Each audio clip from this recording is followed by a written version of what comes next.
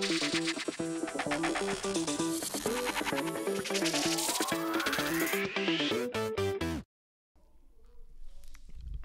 my fucking gosh. This only happens to the Chicago Bears. The Chicago Bears find another creative and innovative way to lose a football game. They made Bears fans think they had won this game. We had a chance to kick the game-winning field goal, 46-yard field goal, and obviously it gets fucking blocked. What's going on, guys? I'm back with another Chicago Bears post-game reaction video, which I'll be doing after every single Bears game this year, and you guys are probably witnessing the deterioration of my mental health in real time as the season progresses, because we have suffered heartbreaking loss after heartbreaking loss, and I just cannot believe, guys, if not for two just insanely terrible chokes in which the Bears should have won both of these games. Okay, the Commanders game, a Hail Mary, like a 50-plus yard Hail Mary was allowed to be scored. You know, obviously that should not have happened. The Bears should have won that game. And in this game, the Bears easily should have made this field goal. Eberflus' dumbass should have decided to go a little bit closer to like make the field goal a little bit easier. So whatever the case was, like both these games, the Bears should have won. And if we won these two games, the Bears would currently be the number 6 seed in the NFC, but because our coach is a fucking dumbass, because our team lacks discipline, because we are the Chicago Bears, we found a way to lose both of those games. And at this point, guys, obviously the season is over. Okay, we're at 4-6. You know, we have a tiny shot to still make the playoffs, but is anybody gonna be thinking about making the playoffs after choking just so many winnable games? Okay, the Bears had fought so well in this game. We had new energy from Thomas Brown. He was calling really good plays. Caleb was very, very good in crunch time. Okay, I don't want anybody to forget that Caleb had made the game-winning plays in this game, and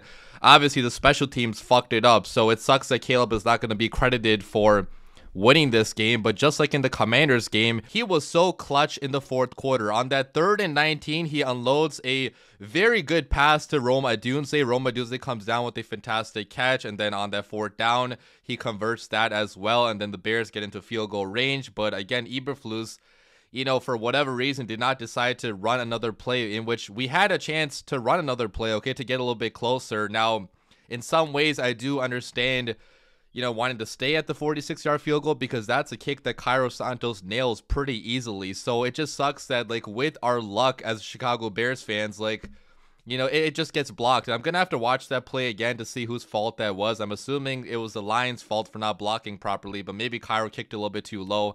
I'm not totally sure. I'd have to go back and watch, but whatever the case is, man, I mean, I was watching this at a watch party in Chicago. There were so many excited Bears fans there, and when the kick got blocked, man, it was dead silent in there. I mean, every Bears fan was just speechless, as they have been the entire season. I mean, how does this keep on happening to our team, in which, like, every single year, man, we come up with a creative way to lose to the Green Bay Packers? And not only the Packers, but, like, especially in the Eberflus era, we have just blown so many games that we definitely should have won. And in this game, guys, there were a bunch of coaching mistakes again by Matt Eberflus in this game. Okay, the clock management in the fourth quarter I thought was pretty poor. Okay, you could have, again, moved the ball down the field a little bit faster to maybe get a little bit closer to make it a chip shot field goal instead of a 46-yard one, which, again, guys, 46 yards should be pretty easy, but still, like, you should be trying to make that a 30-yard field goal,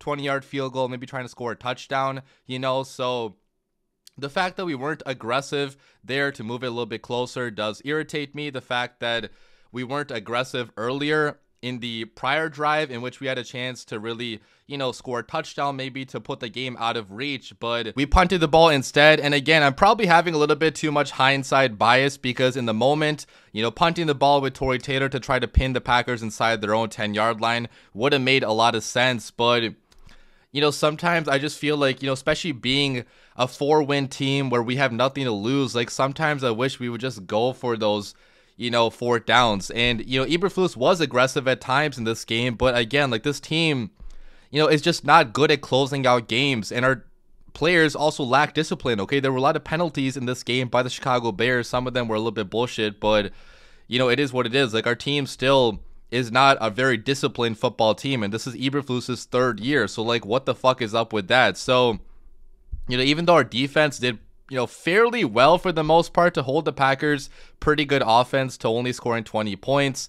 Jordan Love really only moved the ball down the field with some, I don't want to say lucky throws, but like one of them was like, in double coverage, which just went over Elijah Hicks, which I don't even think, I mean, obviously, like, I'm probably being a hater, okay? That was probably a good throw, but like that was in double coverage. Like that with Jaquan Brisker, that probably would have been picked off. And like the other plays were just big chunk explosive plays, which, just happened all of a sudden. So besides for those plays, the Bears defense actually did a fairly decent job. We got an interception too on Jordan Love, but it just was not enough to win this game. And talking about the offense, guys, like Thomas Brown's offense was so much better than Shane Waldron, I would say, even though we only scored 19 points. So again, the results are not as good as you would want. Thomas Brown did so many things that I was begging for out of Shane Waldron. He gave the ball to Roschon Johnson pretty frequently on the 3rd and shorts. He targeted Cole Kmet in this game a couple times. He made things easier for Caleb by taking advantage of his mobility. Caleb ran a lot in this game.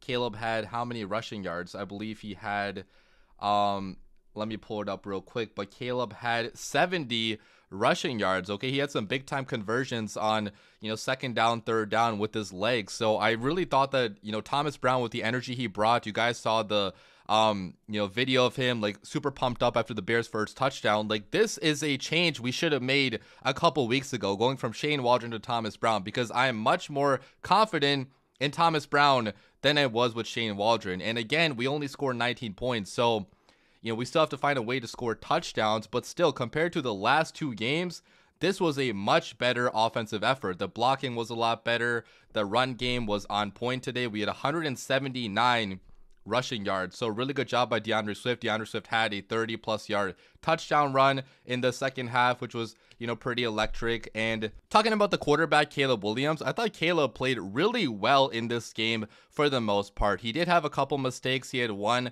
overthrow down the field to Roma Dunze. That could have been a pretty good pass. But aside from that, like, there weren't too many turnover-worthy plays that he had. He was keeping the ball out of harm's way. He was, really taking advantage of, all the weapons that he had. He spread the ball out to everybody. Okay, DeAndre Swift had a catch. Roma Dunze had a catch. Moore had catches. Kmet had catches. Roschon had a catch as well. Like, basically everybody had a catch in this one. So I really love the spreading the ball out of Caleb Williams. He got the ball out quicker too in this game. On that last drive, he did suffer 2 sacks, but he made up for it, obviously, with the big throw down the field to Roma Dunze in the middle of the field. And, I mean, Caleb and Rome have a special chemistry. I mean, right now it seems like Roma Dunze is the best receiver on this team, because time and time again now he's out-producing everybody. He's making fantastic catches. He's getting yards after the catch. He's separating super well. So, really happy to see Roma Dunze really thriving with Caleb Williams. And again, I just feel so poorly for Caleb that he had made the game-winning plays. Like, this should have counted as a game-winning drive for Caleb Williams, but his coach and the special teams completely let him down. So, he really should be 1-0 against the Packers, but because we are the Chicago Bears and we always find a way to lose, he's going with the 0-1 record so far against the Green Bay Packers. But I truly believe, guys, Caleb is the future of the Bears. And, like, with a better coaching staff and with better offensive linemen, especially on the interior, Caleb is going to be a pretty special quarterback. I've stayed consistent with that take. Like, even when Caleb was struggling the past couple weeks, like, I have not really put a lot of blame on Caleb. Even though Caleb played pretty poorly the last couple weeks, I feel like a lot of it, again, is due to bad play calling and bad coaching and bad offensive line play. And he is also a rookie quarterback being put in a pretty bad situation, which, it seems like the Bears always do that. But Caleb, he is going to be fine, guys. He had 231 passing yards, no touchdowns, no interceptions, but he also had 70 rushing yards. So, 300 total all-purpose yards and no interceptions against the Packers. Pretty good defense. I think is a pretty solid day out of the rookie quarterback, Caleb Williams. And again, guys, it fucking sucks we lost this game, but at this point, do we even care about the results of each game? Obviously, we do. We still want the Bears to win these games, but the season is basically over. Eberflus is going to be gone no matter what. So at this point, I'm just hoping for Caleb to have good performances like he did today. And hopefully,